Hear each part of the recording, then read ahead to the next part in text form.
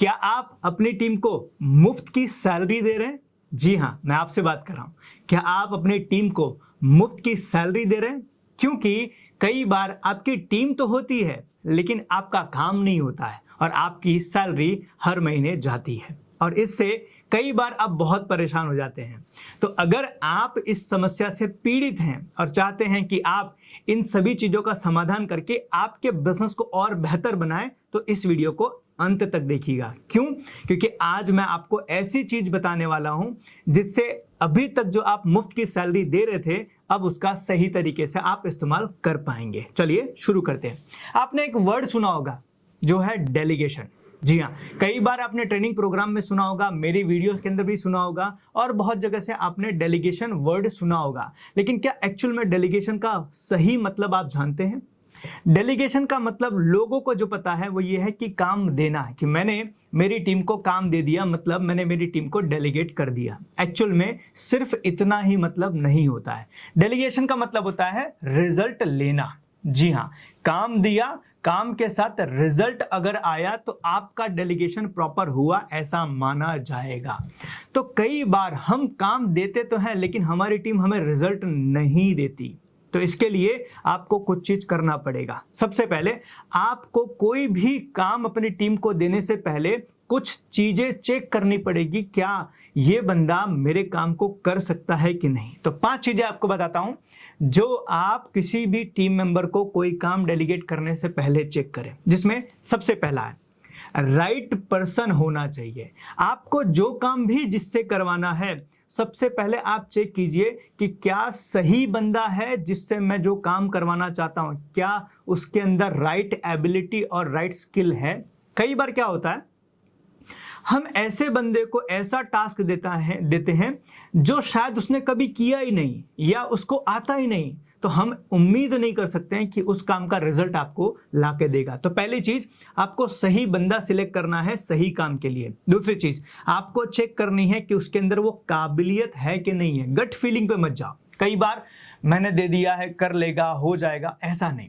Check करो क्या इस बंदे के अंदर एबिलिटी है या नहीं है, स्किल है या नहीं है। अगर आपने उसको बिना स्किल के कोई टास्क दे दिया तो आपका काम नहीं होगा। तीसरी चीज, आप चेक करो क्या प्रीवियसली या फिर पास्ट में इसने ऐसा काम किया है। जिस इंसान ने कभी गाड़ी नहीं चलाई उसको पहली बार आप गाड़ी दोगे तो ठोक देगा। तो आपको चेक करना है क्या पास्ट में इसका रिकॉर्ड है कि ऐसा काम इसने किया है। अगर किया है तो ही आप उसको डेलीगेट कीजिए। चौथी चीज, पॉजिटिव एटीट्यूड। जी हाँ, बहुत जरूरी है। कई बार हम काम देना तो चाहते हैं लेकिन सामने वाला बंदा काम है ना लेना नहीं चाहता, लेकिन हम जबरदस्ती देते हैं और हमारे डर के कारण या हमारे प्रेशर में वो ले लेता है, लेकिन उसका काम करने का एटीट्यूड नहीं होता है। तो एटीट्यूड का होना बहुत जरूरी है कि वो काम खुशी खुशी करने को तैयार हो जाए। कई बार देखो, छोटे बच्चे हम सबके घर में होते हैं, हम उनको कोई ऐसा काम देते हैं जो उनको पसंद नहीं आता है तो बुन बुन करके वो है ना काम कर तो देते हैं, लेकिन है ना अंदर से उनकी इच्छा नहीं होती है। तो कई बार ऐसे लोग भी होते हैं कि आप काम देते हो, करते तो हैं लेकिन उनका मन नहीं होता है। तो चेक कीजिएगा उसका सही एटीट्यूड है या नहीं है उस काम को करने के लिए। And the last but not the list, क्या वो ट्रस्ट वर्दी है कि नहीं है, आप उस पर भरोसा कर सकते हो कि नहीं। कहीं ऐसा तो नहीं है कि आप ओवर कॉन्फिडेंट में आके उसको काम दे दो और उसका भरोसा या वो भरोसे लायक ना हो, उसने आपका काम नहीं किया।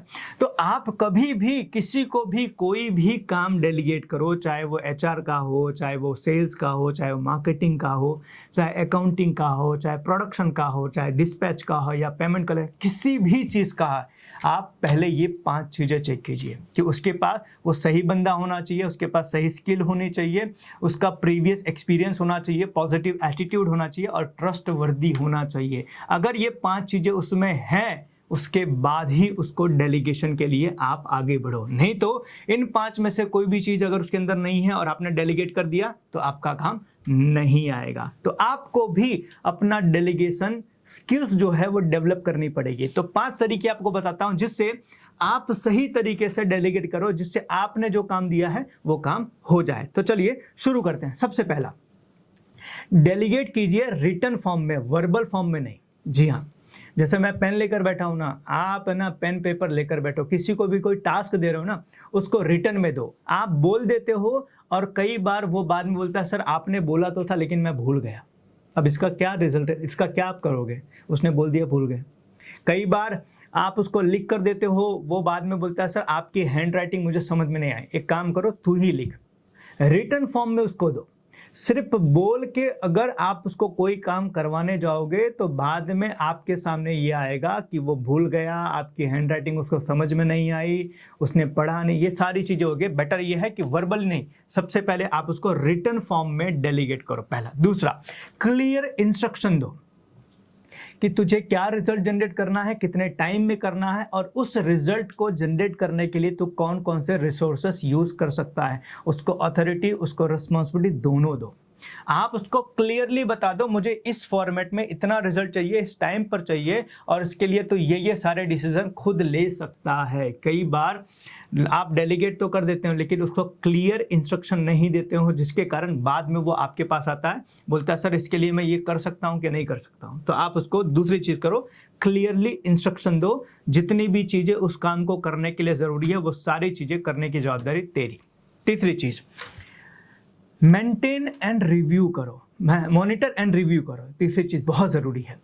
आप किसी भी इंसान को कोई भी टास्क दो तो उसको एकदम छोड़ मत दो, मॉनिटर करो, लेकिन माइक्रो मैनेजमेंट करो। हर छोटी छोटी चीज में उसके काम में आप दखल अंदाजी मत करो। आप मॉनिटर करो, रिव्यू करो कि वो काम सही तरीके से कर रहा है कि नहीं कर रहा है, उसका काम सही तरीके से हो रहा है कि नहीं हो रहा है। ऐसा ना हो कि आपने उसको काम दिया और छोड़ दिया, 10 दिन के बाद में वो आया और उसने पूरा काम बिगाड़ दिया, उसके बाद आप बोलो कि यार ये काम तो बिगड़ गया, तो आपका टाइम भी गया, आपका मनी भी गया। तो आप उसको मॉनिटर भी करो, बीच बीच में रिव्यू भी करो कि काम कैसा चल रहा है। एकदम छोड़ नहीं देना है किसी भी इंसान को काम देने के बाद। भरोसा करो लेकिन अंधा भरोसा नहीं करना है। और खास ध्यान रखना है, बहुत इंपॉर्टेंट चीज, ये जो सारी चीजें मैं आपको बता रहा हूँ ये कहीं किताब में नहीं लिखी हुई है, ये मैं आपको अपने अनुभव से बता रहा हूँ। पिछले 10 सालों में तकरीबन 1000 से ज़्यादा कंपनी को हमने कंसल्ट किया और उनके बिजनेस में ये सारे सिस्टम प्रोसेस हमने डेवलप किए और उनके बिजनेस को एक बहुत बढ़िया systematic and auto pilot mode के ऊपर हम लेकर गए। तो अगर ये सारी चीज़ें आप खुद कर सकते हो तो वेल एंड गुड है, लेकिन आपको लगता है कि मैं नहीं कर सकता तो आप हमारे नंबर पे कॉल करके पूछिएगा कि मैं ये सारे सिस्टम, ये सारे प्रोसेस कैसे अपने बिजनेस के अंदर बिठा सकता हूँ। तो चलिए आते हैं चौथे पॉइंट पे, द मोस्ट इंपॉर्टेंट चीज़ कि आपको हमेशा ध्यान रखना है कि किसी भी इंसान को काम देने के बाद रिपोर्टिंग का फॉर्मेट आपको जरूर बताना है। मतलब कि उस काम का रिपोर्टिंग किसको करेगा, किस फॉर्मेट में करेगा और कब करेगा। रिपोर्टिंग होना बहुत ज़रूरी है और क्लियरली उसको ये चीज़ पता होना चाहिए कि इस काम का रिपोर्टिंग मैं इनको करूँगा और इस फॉर्मेट में करूँगा। कई बार हम उसको ये नहीं बताते कि रिपोर्टिंग तुझे किसको करना है और कैसे करना है, तो वो रिपोर्टिंग करता ही नहीं है, जिसके कारण आप उसको मॉनिटर नहीं कर पाते हो, आप उसका रिव्यू नहीं कर पाते हो। तो आपको उसको ये इंस्ट्रक्शन दे देना है कि भाई आपको रिपोर्टिंग इस फॉर्मेट में करना है और इनको करना है, ताकि उस इंसान को पता रहे कि मेरे काम को कौन जज कर रहा है। याद रखना, जिस काम को देखने वाला या रिव्यू करने वाला कोई नहीं होता है, अक्सर कर वो काम या तो नहीं होता है या तो खराब होता है। तो आप किसी को भी छोड़ मत देना ऐसे ही, आप उसका रिपोर्टिंग का पूरा फॉर्मेट आप डेवलप कर लो। And last but not the least, the most important चीज, that is reward and penalty. जी, आपके जिस बंदे को आपने जो काम भी दिया है उसको पता होना चाहिए कि अगर ये काम मेरा हो गया तो मुझे ये रिवॉर्ड मिलेगा और अगर ये काम मेरा नहीं हुआ तो मुझे ये पेनल्टी देनी पड़ेगी। एक रामायण की रामचरितमानस की एक बहुत अच्छी चौपाई है, बिनय न मानत जलद जड़ा, गए 3 दिन बीत, बोले राम सकोप तब भय बिनु होए न प्रीत। इसका मतलब है कि जब तक उस इंसान के अंदर ये भय नहीं होगा, ये डर नहीं होगा या लालच नहीं होगा कि मैं ये करूँगा तो मुझे ये मिलेगा और मैं ये नहीं करूँगा तो मुझे ये पेनल्टी देनी पड़ेगी, तब तक आपका काम परफेक्टली होगा नहीं। तो आप ये 5 चीज़ें आप डेलीगेशन के टाइम पर यूज़ कीजिए। सबसे पहला मैंने आपको बताया कि आपको बोल के नहीं, लिख कर देना है। दूसरी चीज़ है आपको क्लियर इंस्ट्रक्शन देना है कि आपको कितना रिजल्ट कौन से टाइम में और उसके लिए क्या क्या चीज़ें आप यूज़ कर सकते हो। तीसरी चीज़ मैंने आपको बताया कि आप मॉनिटर करो, रिव्यू करो टाइमली, ताकि उसको भी आप कहीं ना कहीं फीडबैक दे सको टाइम पर। चौथी चीज मैंने आपको बताया, रिपोर्टिंग का फॉर्मेट आप बना के रखो ताकि उसको पता रहे मुझे कैसे रिपोर्ट करना और किस फॉर्मेट पे करना है। और last but not the least, reward and penalty. ये 5 चीजें डेलीगेट करते समय आपको अपनी टीम को ध्यान में रख के करना है। अगर ये 5 चीजें आप नहीं कर पाते हो तो इसका रिजल्ट क्या आता है मैं आपको बताता हूं। अभी तक जो हो रहा है, जो आपकी सिचुएशन अभी है, आपने किसी को बोल दिया कि भाई ये काम कर लेना, और आपने ये काम बोल के भूल गए, आपको लगा कि शाम तक वो काम हो जाएगा। शाम को आप पूछते हो कि भाई काम का क्या हुआ, तो वो आके बोलता है सर आपने बोला तो था लेकिन मुझे नहीं पता था कि आज ही वो काम चाहिए। सर आपने बोला था लेकिन मुझे पता नहीं चला उस काम को करने के लिए मैं ये काम कर सकता हूँ कि नहीं कर सकता हूँ।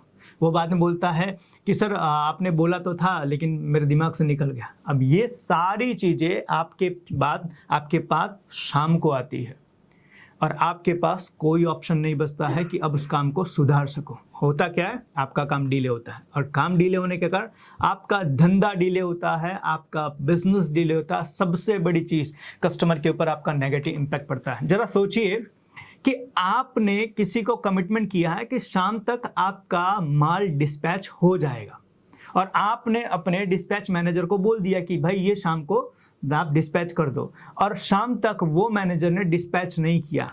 क्या आपका नुकसान नहीं होगा? बिल्कुल होगा। और ऐसा नुकसान कितनी बार आपको हुआ है? तो आप इन चीज़ों का इस्तेमाल कीजिए डेलीगेट करते समय। ये 5 चीज़ें मैंने आपको बताई, अगर आप इसका इस्तेमाल करते हैं तो डेफिनेटली आप बेहतरीन डेलीगेशन कर पाएंगे और अपने टीम से बहुत अच्छे तरीके से काम ले पाएंगे। और सबसे बड़ी चीज़, मुफ्त की सैलरी देने से बचेंगे। कमेंट में ज़रूर कीजिएगा मुझे कि आप कौन सी गलतियां करते थे डेलीगेशन करने के टाइम पे जो आपको अभी तक बहुत नुकसान करवा रहा था। मिलेंगे किसी और वीडियो के अंदर और बात करेंगे किसी और टॉपिक के ऊपर। Thank you so much, wish all the best.